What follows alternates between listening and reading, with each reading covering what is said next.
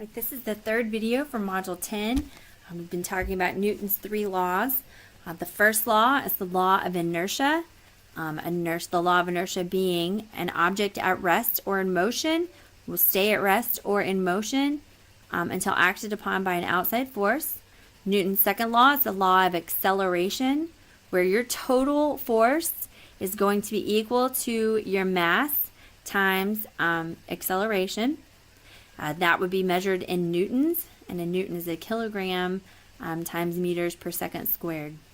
So Newton's third law is the law of action-reaction, is how we're going to define that one. And that simply says that for every action, there is an opposite and equal reaction. There's three things to keep in mind with this, is that these are always forces. They are two forces. In fact, there are a pair of forces that have to happen together. They are always going to be opposite, and they have to be equal. So if you've got one pushing up, the other has to be pushing down, and they're going to be pushing with the same magnitudes. They are always opposite and always equal. And then they are always on different objects. This can be hard to get your mind wrapped around, but I want you to think about when you're playing baseball and you swing the bat and you hit the ball. The ball hits the bat and the bat hits the ball. That's going to be your two forces. You've got an action of the ball hitting the bat. You have an opposite and equal reaction of the bat hitting the ball. So they're going to be on different objects because in that case, one is on the bat and the other is on the ball. All right? So let's take another example, and I want you to think about what might be the pair of forces that are happening in this picture. So we have a hand, we have an apple sitting on it. I want you to think about what might the two forces be. So a couple of examples that could come in. We could say that gravity, we could say the force of gravity is pulling down on the apple, right?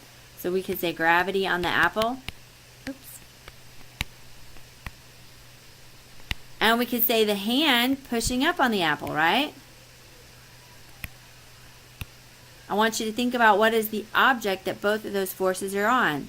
This one's on the apple and this one's on the apple.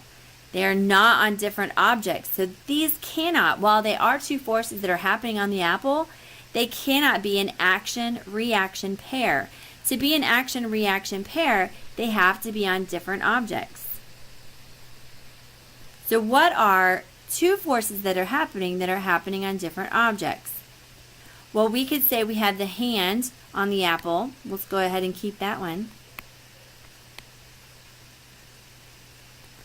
And we can say the apple is pushing on the hand.